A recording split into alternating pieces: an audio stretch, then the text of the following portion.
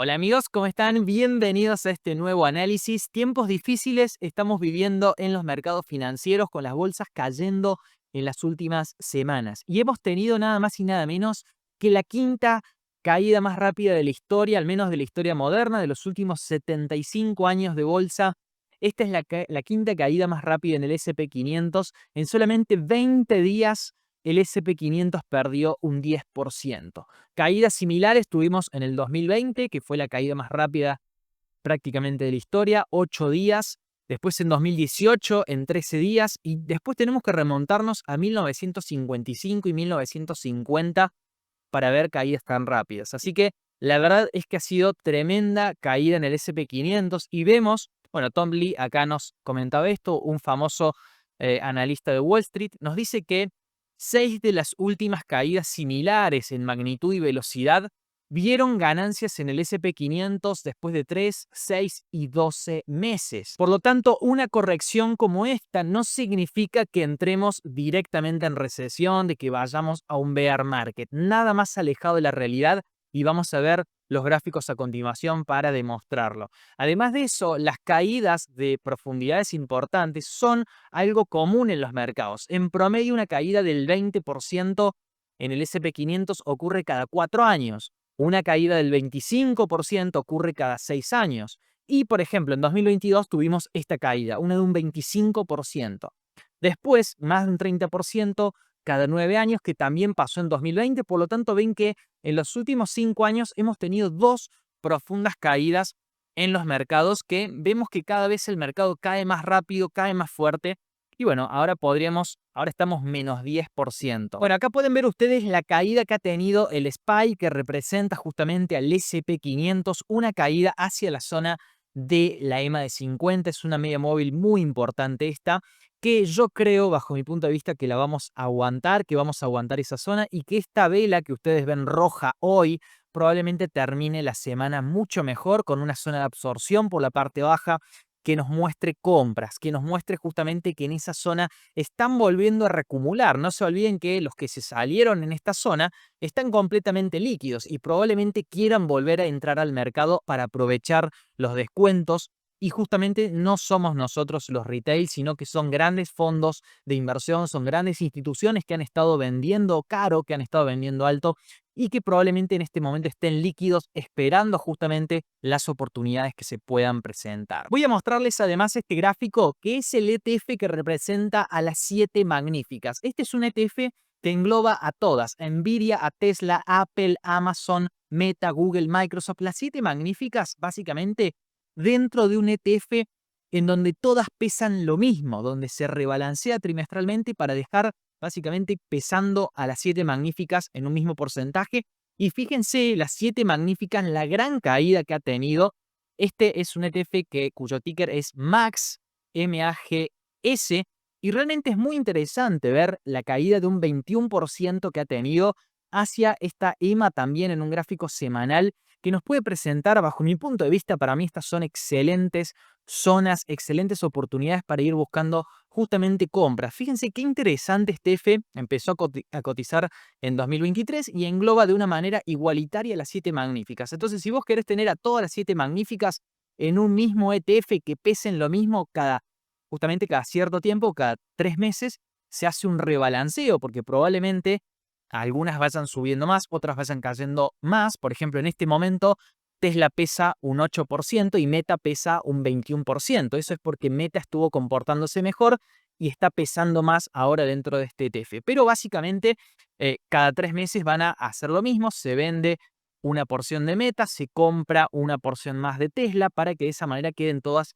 aproximadamente en el 15%. Entonces, si estamos viendo que las 7 magníficas en su conjunto han caído un 21%, bajo mi punto de vista, lo más probable que suceda es un rebote a partir de ahora en las 7 magníficas. Y si las 7 magníficas empiezan a rebotar, es probable que todo el mercado empiece a rebotar, justamente en los próximos días o próximas semanas. No hablo de el corto plazo, no hablo de mañana. Probablemente tengamos alguna trampa para osos también, que ya les voy a comentar eso, cómo funciona, pero esas caídas repentinas e inesperadas para formar justamente un suelo, y a partir de ahí en las siguientes semanas hacia todo lo que queda del mes de marzo, empezar una recuperación. Esta es la proyección que yo traigo de Nvidia desde la semana pasada. Básicamente, a partir de esta zona, empezar un rebote en un gráfico diario que nos lleve por encima de los 120 hasta incluso $125. Y les comentaba que estábamos en una zona de compra. Este es el video de la semana pasada y fíjense que no ha cambiado nada. Han aguantado bastante bien las caídas en el caso de Nvidia. De hecho, pese a que tuvimos un lunes negro, pese a todo lo que ha pasado en el medio, Nvidia se ha mantenido firme, incluso está un poquito por encima de lo que estaba la semana anterior, pero para mí es como lo que pasó con DeepSeek esta vez anterior, que fue una caída rápida y a partir de ahí iniciar un rebote. Bueno, para mí estamos viviendo un escenario similar en Nvidia. Ahora bien, si nos volvemos al Nasdaq y analizar justamente un potencial rebote, nosotros vemos que el índice ni siquiera ha empezado a subir, todavía está intentando formar un piso en gráficos de 4 horas, pero en el diario es posible que nosotros veamos justamente un rebote, como mínimo hasta la EMA de 20 periodos, y si yo tomo desde donde estamos ahora hasta la EMA de 20 periodos, todavía nos quedaría un 5% de potencial de subida. Si el Nasdaq llegase a subir 5%, el resto de las tecnológicas tendrían rebotes muy importantes. Entonces, estamos ahí intentando formar ese piso. Si yo me bajo 4 horas, voy a ver la volatilidad interna, voy a ver subidas, caídas y demás. Todo eso con la intención de formar un piso. ¿Cómo sabemos nosotros cuándo se forma un piso? Bueno, la realidad es que hay muchos patrones técnicos que nos marcan el piso. Yo al piso lo estaría buscando en gráficos de 4 horas para de esa manera ir posicionándome. Pero básicamente existe alguno de los más conocidos, es el doble suelo. Por ejemplo, es que hace un suelo acá y después tiene otra caída más para después comenzar a subir. Lo que generalmente se ve es muchas veces un mínimo más alto que este anterior, entonces te hace un mínimo más alto y a partir de ahí empieza a recuperar. Después tenemos, por ejemplo, los patrones de hombro, cabeza, hombro, es decir, hombro, cabeza, hombro, invertido y a partir de ahí empezar una recuperación, triple suelo, bueno, en fin, hay muchos patrones gráficos que se van a ir marcando acá en gráficos de 4 horas y que uno puede estar buscando justamente esas figuras de reversión, acompañado siempre del volumen. Siempre tenemos que ver un volumen alto y supongamos que vuelva a tener una caída, bueno, que veamos justamente un volumen decreciente en esta zona y eso también nos marcaría que se está agotando esa fuerza vendedora y que a partir de ahí puede iniciar una recuperación el precio. Muchas veces a estas caídas que vienen repentinas, son caídas rápidas, se las conocen justamente como trampa para osos, porque hay muchos negativos en este momento, hay muchos bajistas en este momento que se están colocando en short, que están comprando opciones put y demás. Esos bajistas van a quedar atrapados justamente o quedan atrapados en esos movimientos a la baja, porque dicen, bueno, listo, después de cada rebote empiezo a posicionarme en short y creen que este es el rebote y cuando se gira a la baja, bueno, ahí empiezan a entrar en short y quedan atrapados después en un movimiento rápido alcista que puede venir a continuación. Para los que les gusta el RSI, bueno, fíjense cómo el RSI ha venido marcando divergencias alcistas, múltiples divergencias alcistas en estos movimientos. Claramente el precio va bajando y el indicador no logra hacer mínimos más bajos también. Y además que ha llegado a zonas importantes de sobreventa. Por ejemplo, en un gráfico diario, una temporalidad mayor, estamos saliendo justamente de una gran zona de sobreventa en el índice completo, en el Nasdaq. Así que ponerse bajistas en este momento, cuando ya hemos caído tanto, cuando además de eso tenemos todos los indicadores en claras zonas de sobreventa, es lo mismo que ponerse alcista en los máximos históricos. Cuando vos te pones muy eufórico, muy alcista en los máximos históricos, ¿qué es lo que pasa? Bueno, después viene el mercado y te pone en tu lugar y te cae el mercado. Bueno, cuando acá hemos caído un número importante, ponerse bajistas acá es exactamente lo mismo. Lo más probable es que el mercado afloje y que se vaya en la dirección opuesta y a partir de ahí, a partir de ahora, empezar a formar un piso para tener un rebote alcista. Claramente este es el momento para definir qué traje se va a poner cada uno, si te vas a poner el traje de oso, si vas a ser un bajista o si te vas a poner el traje de toro y vas a ser un alcista teniendo en cuenta la tendencia previa. La tendencia previa en un semanal que sigue siendo alcista hasta el momento no ha cambiado y bajo mi punto de vista ponerse bajista sería óptimo después de un rebote importante, después de que rebotemos, lo más probable es que el mercado supongamos que hiciera en un gráfico diario esto, lo más probable es que el mercado vuelva a tener una corrección, vuelva a tener una caída, algo así como esto, que puede inclusive ir mucho más abajo y ahí en ese caso, bueno, sería lo óptimo cuando tengamos ese rebote, cuando estemos acá, cuando hayamos rebotado, acá rebalancear el portafolio, quitar esas compañías que quizás ya no las queremos tener más en el portafolio porque son muy riesgosas, porque te han dado dolor de cabeza y en ese punto sacártelas de encima, recuperar dinero, recuperar liquidez para posteriores caídas, para aprovechar oportunidades y sobre todo en este rebote, corregir errores, corregir todo tipo de errores que hayas detectado que cometiste en esta caída que fue tan rápida que no dio tiempo básicamente de prepararte de antemano. Quizás te quedaste, por ejemplo, 100% invertido o 90% invertido en estas zonas altas y te diste cuenta que no pudiste sacar el suficiente dinero para empezar a comprar las caídas, para comprar las oportunidades en las zonas bajas. Entonces, este rebote te va a dar la oportunidad justamente de vender, de tomar liquidez nuevamente para esperar posteriores caídas. Como siempre les suelo decir, las ventas se hacen cuando sube el mercado, no cuando cae. Cuando el mercado rebota es cuando nosotros tenemos que vender, tenemos que rebalancear el portafolio. Lo más probable que pase es que hoy no quieras comprar nada, es que hoy no te interesa nada, querés salirte del mercado, querés vender todo y cuando empieza a subir, cuando ya estemos por acá arriba, quieras empezar a comprar. Y la realidad es que ahí te vamos a estar vendiendo, ahí vamos a estar vendiendo papeles, vamos a estar rebalanceando nuestro portafolio. Entonces, cuando esté acá el mercado, muchos lo que hacen es, uy, acá quiero comprar porque va a subir más, supuestamente. Y la realidad es que ya es tarde. La realidad es que las compras se hacen cuando estamos en el miedo, cuando hay pánico en los inversores. ¿Cómo está todo el mundo ahora? Está asustado todo el mundo. Se están poniendo bajistas porque va a caer más. Y la realidad es que ya estamos bastante sobreextendidos, como te he mostrado anteriormente, y justamente el peligro de ponerse bajista en esas zonas es bastante elevado. Nos pasamos a hablar de Palantir, que ha tenido una caída inicial en cuestión de 4 días, se cayó todo, pero antes de que empezaran las caídas del mercado, inclusive Palantir ya había empezado a corregir, porque claramente llegó a un punto exagerado de precio después de que presentó un balance muy bueno.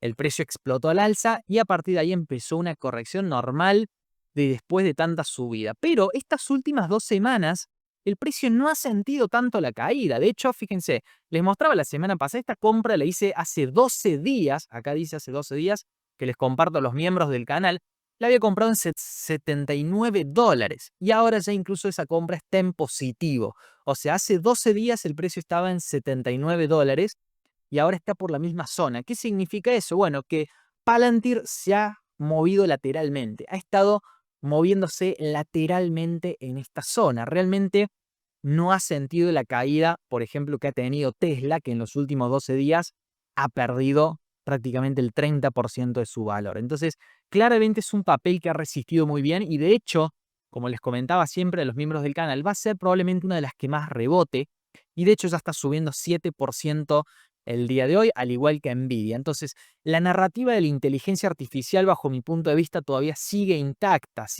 la narrativa de la inteligencia artificial y creo que todo el 2025 estas acciones de IA como Palantir o Nvidia, que son las más reconocidas, van a seguir siendo fuertes y sigue habiendo interés por parte de los inversores. Por supuesto que acá yo estoy buscando un trade de corto plazo, yo no estoy buscando quedarme a largo plazo en los papeles. Los que me siguen en este canal hace un tiempo saben que yo opero por tramos, justamente hacer operativas, sacarle 10, 15, 20%, 30% a un papel y de esa manera ir sacándole rentabilidad.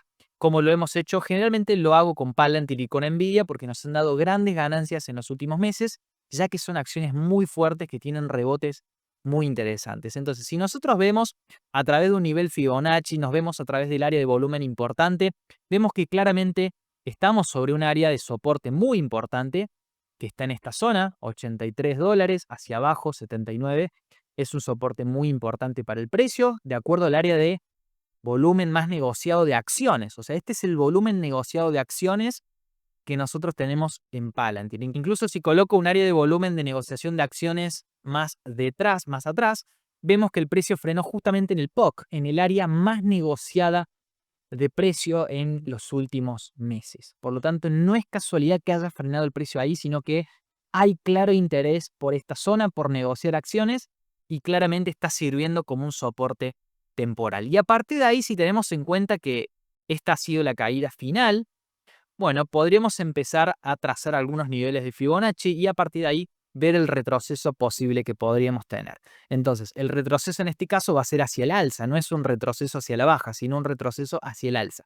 Tenemos, por ejemplo, el 38.2 en los $94, tenemos el 0,5 de toda la caída en los $100 exactamente, después tenemos el 61.8 en los $106, que nos coincide también un poco con esta resistencia por volumen de negociación. Entonces, yo creo que si los índices empiezan a recuperar, si el Nasdaq empieza a subir, Palantir podría tranquilamente llegar nuevamente a los $100 y sería realmente un trade más que interesante. Más que interesante desde este punto hasta los $100 hablamos de un 20% aproximadamente, 19-20% de potencial hasta esa zona. Por supuesto que no hay que esperarse hasta ser el último en vender, hay que ir tomando ganancias anteriormente. Todo eso los voy comentando cuando hago las compras, cuando voy vendiendo con los miembros del canal. Por eso siempre les recomiendo que se sumen a los miembros del canal por un precio por mes que realmente es bajo.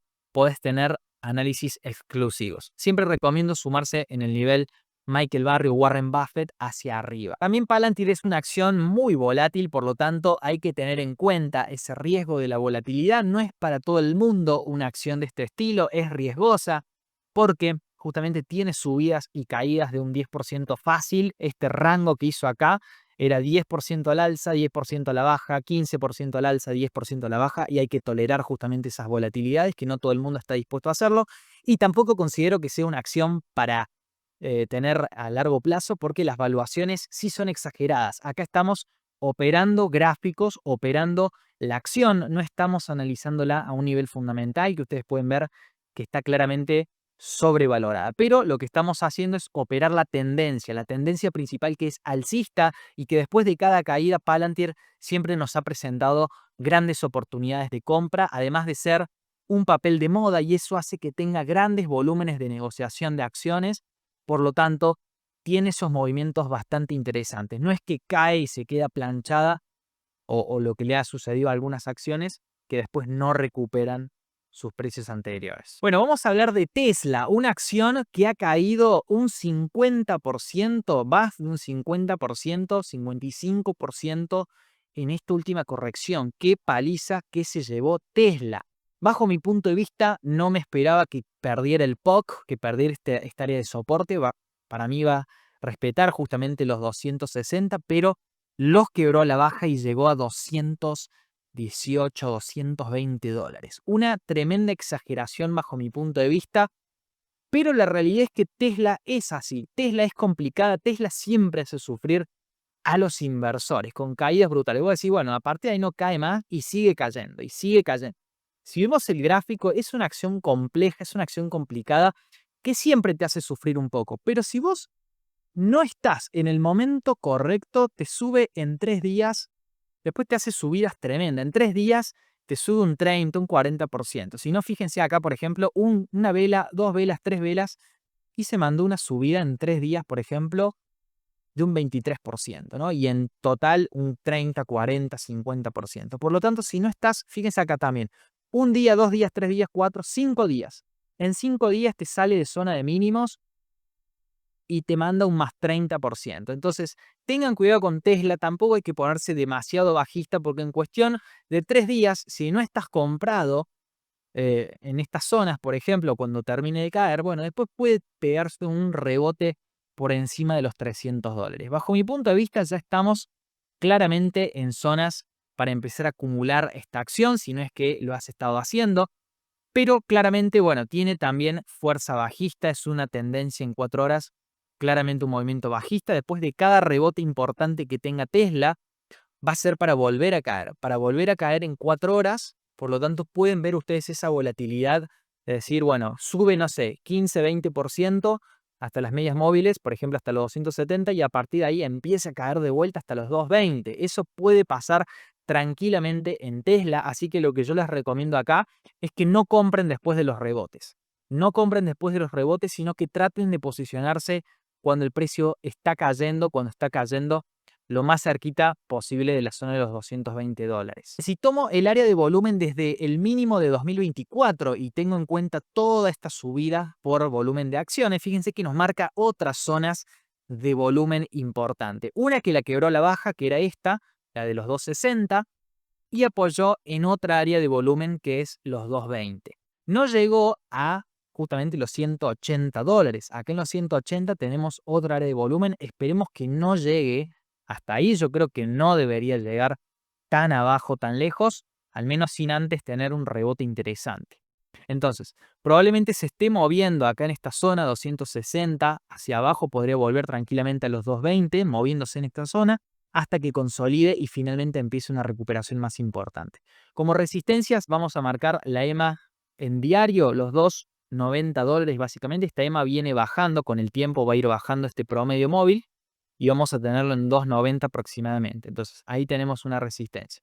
Y como punto final, para después una recuperación más importante, la zona de los 330. Yo creo que en algún momento el precio debería venir y buscar los $230, los $330, perdón, que es esta otra área de volumen, esta otra área de negociación importante de acciones.